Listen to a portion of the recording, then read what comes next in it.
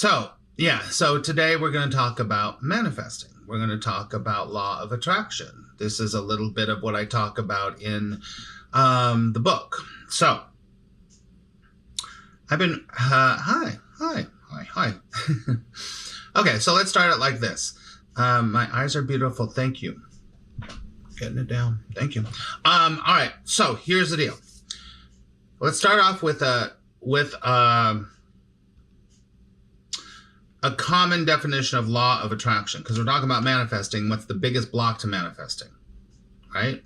I've been doing this for many, many years, and I've helped millions of people. Not millions, hundreds of people. I wish it was millions. I don't care. It doesn't matter. To attract things into their life, right? And so let's start with the definition of law of attraction first, okay? So here's the definition I always use. And the definition is, I attract to my life and my business whatever I give my attention, energy, and focus to. Let me say it again. I attract to my life and my business whatever I give attention, energy, and focus to. Got it. Simple. Simple. Looking at phones, you get more phones. Looking at powder, you get more powder. Looking at coffee, you get more coffee. You know, it's not as simple as that. But anyway. Okay, so you attract to your life and to your business whatever you give your attention, energy, and focus to, right? So in The Secret, the movie The Secret, it doesn't give you, it keeps focusing on that one thing. Keep looking at the thing. Phone. Keep looking at the phone. Keep talking about a phone. Keep thinking about a phone. Keep talking about a phone, which is fine. Except it doesn't address the biggest block to getting more phones in your life or whatever happens to be. Boyfriend, business, money, I know, it doesn't matter. Whatever it is that you're like, oh, I want to attract that into my life, right? So when it comes to it, you, on some level, first of all, you do not always attract what you want. Sorry to say, but you always will attract what you are. The great Wayne Dyer said that, and I've been saying that for many years. You don't always attract what you want, but you always will attract what you are. So you don't always get the Porsche. You don't always get the girl. You don't always get the job. You don't always do that. But you will always get what you already are. See, law of attraction has only one goal. I mean, not one goal, one job. And it is to match vibrations. What's the law of attraction's job? Put it in the chat. What's the law of attraction job?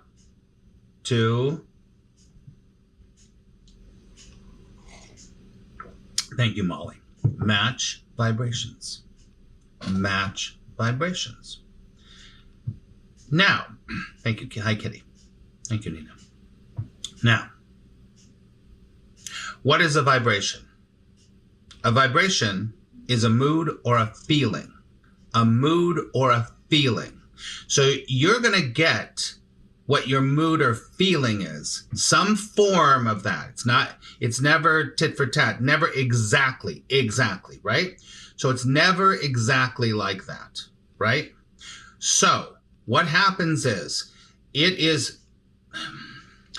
outside is the inside. There is no outside and inside. There is no outside and inside. You have to understand that right now, because there is nothing really out there and there's nothing really in here. There's only what is. There's only what is. So when I say you don't always attract what you want, but you always attract what you are, that means that if you want a healthy, great relationship,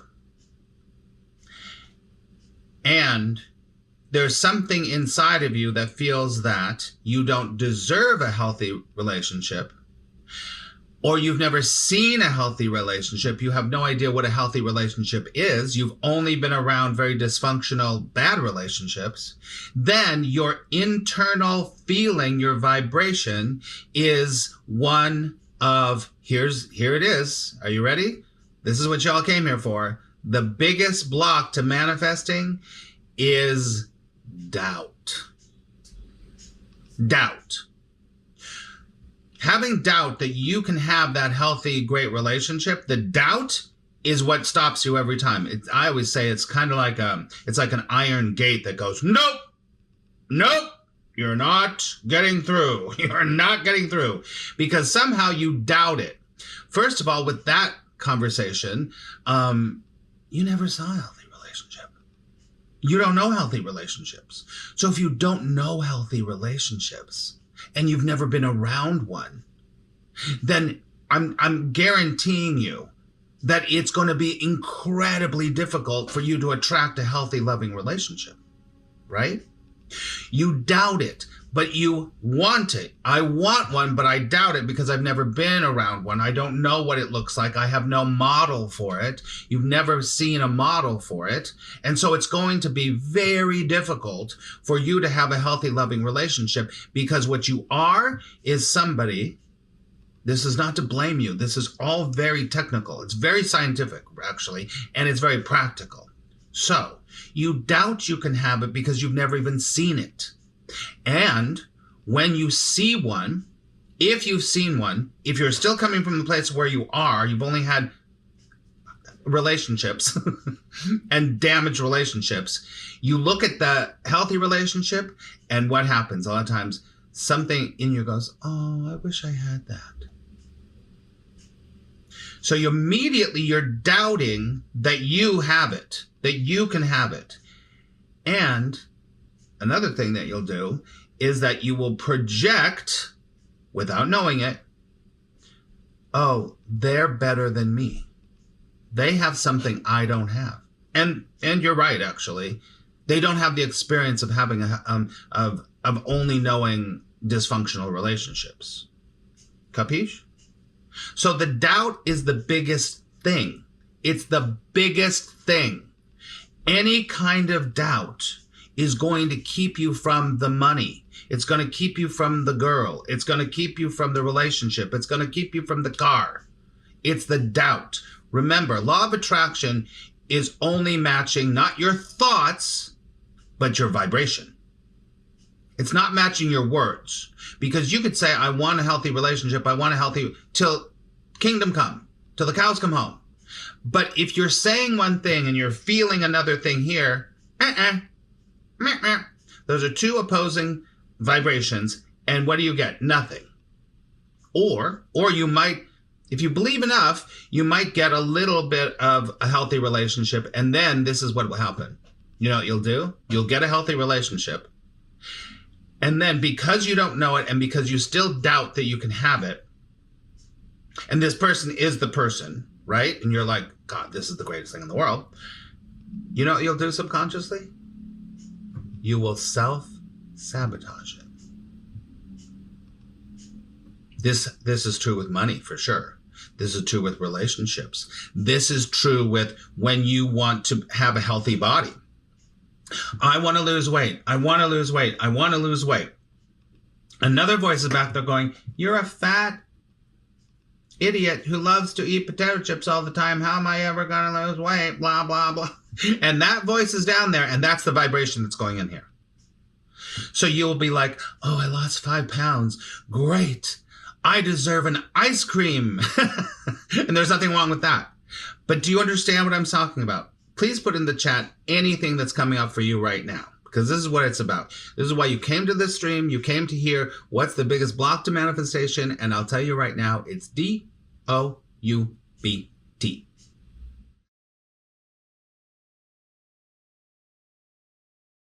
Hold on. Let me just see. Hold on.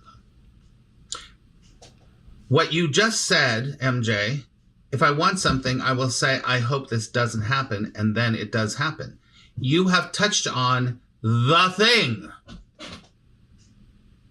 Because what you resist persists. You create what you defend against.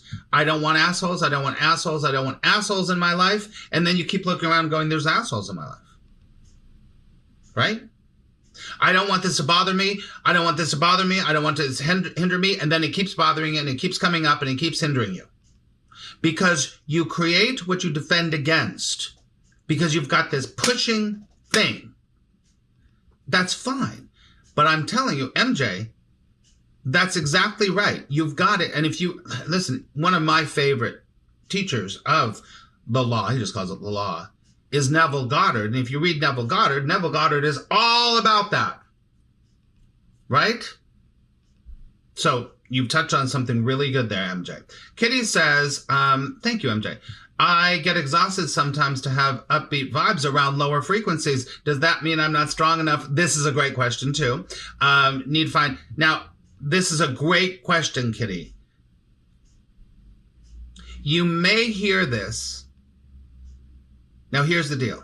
You may hear this and go, I have to keep positive. I have to keep upbeat vibes. I have to da-da-da-da-da, because otherwise I'm going to attract a whole bunch of shit in my life. No. That is wrong. Because what you're doing is you're pushing yourself to try to get somewhere that you're not. The underlying vibration. This is why the best manifestors, the people that can manifest like that, easy peasy, no problem. I mean, I'm talking about deliberate manifestation, because you're always manifesting. The best ones are the ones that have done work, that know who they are. They have cleared the decks of their mental bullshit. There are ones that if they haven't gone to therapy, they've done some kind of work. So their internal vibration, guess what, is clear. So it doesn't matter what the hell other people around you are doing. It doesn't matter. That's their stuff. Who cares? So when you have a clean internal clock, and you can't get that unless you do the work, then because the only thing that's really going on is unconditional love. That's the only thing. You have to understand that. And the only thing that's happening is that you have all this doubt about unconditional love. You have this doubt if I deserve it, the doubt if other people get it, the doubt if I was a certain other person, then I would get it. No. That is the complete opposite. When you do your work, an opening appears to happen. And I'll talk about non-duality for just a second. Your character, the character of you, changes. And when the character of you changes, everything changes. Right? Because you're not the character. You are not the character that you're sitting here watching me on the Insight Timer. That is not you.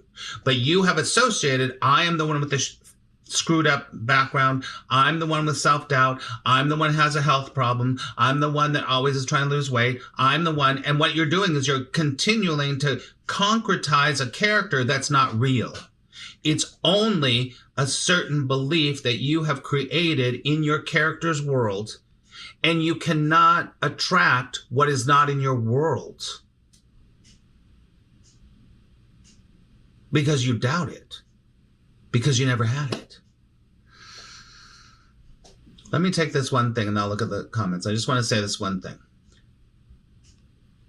If you want to love it, I'm going to say the same thing. If you want a loving, healthy relationship and you've never seen one, you've never had one, you've never been around one, here's what you do. Here's one thing you can do. Is you start to study and be around healthy, loving relationships. Go to dinner with people that have healthy, loving relationships. Talk to people that have healthy, loving relationships. Do research about healthy, loving relationships. And then what happens? What happens? Everyone in the chat say this. Put in there. Now, here's the deal. What happens to your doubt? It'll never happen to me. It'll never happen to me. If you start to be around those kinds of people and you start to see how they operate in their life and you start to see how they treat each other, you start to see how they care about each other, what happens to your doubt? It goes down. And when your doubt goes down, this is what we're talking about. Because it's not what you think. It's not what you say. It's what you know. Many people talk about there was one person in their life that changed their life, right? When they were a kid or something. And they're like that teacher, that uncle, that aunt, that person. They changed their life. And what that person almost always did, they showed them that there was another way to live their life. I remember when I was a kid, I had an aunt who was a ballerina with Balanchine here in New York. She looked almost exactly like Marlo Thomas of That Girl. And I loved That Girl. It was my favorite show. And my aunt was a ballerina in New York. She had the black flip. She was gorgeous. And it's a longer story, but she represented to me as a little boy like, whoa, something's possible. The theater, New York, da-da-da-da. And that stuck with me my whole life. And where do I live now? And what's my thing?